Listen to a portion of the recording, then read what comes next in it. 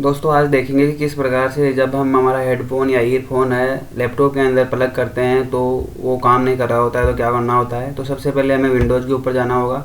Windows में जाने के बाद में सेटिंग के ऊपर जाना पड़ेगा। सेटिंग में जाने के बाद में हमें सिस्टम के ऊपर जाना पड़ेगा और सिस्टम में जाने के बाद में हमें अबाउट में जाना पड़ेगा।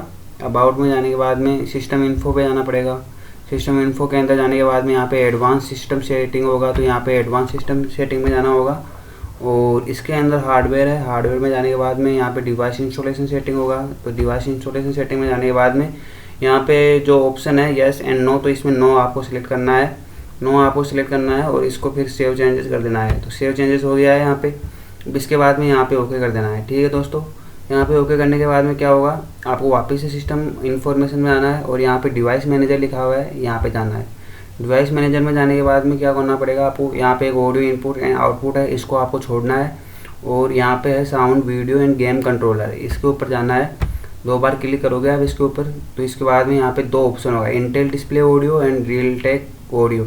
तो यहाँ पे पहले इसके ऊपर जाना है, राइट क्लिक करना है अपने माउस का और यहाँ पे अपडेट ड्राइवर डिसेबल डिवाइस कुछ नहीं करना है, आपको डायरेक्ट यहाँ से अनइंस्टॉल कर देना है इसको।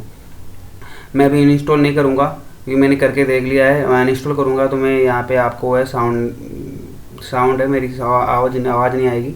तो यह आपको अनइंस्टॉल कर देना है। ये अनइंस्टॉल होने के बाद में आपको नीचे वाले पे जाना है, इस पर राइट क्लिक करना है और इसको भी अनइंस्टॉल कर देना है।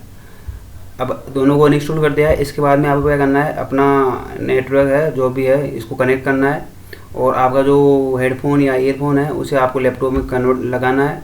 और उसके बाद में ये अनइंस्टॉल करने के बाद में रीस्टार्ट मांगेगा, तो आपको क्या करना है, उसके बाद में रीस्टार्ट कर देना है। तो आप जब रीस्टार्ट करोगे तो ये ऑटोमेटिक ही है, अपना ड्राइवर है ले लेगा दोबारा से और आपका ईयरफोन है वो काम करना स्टार्ट हो जाएगी।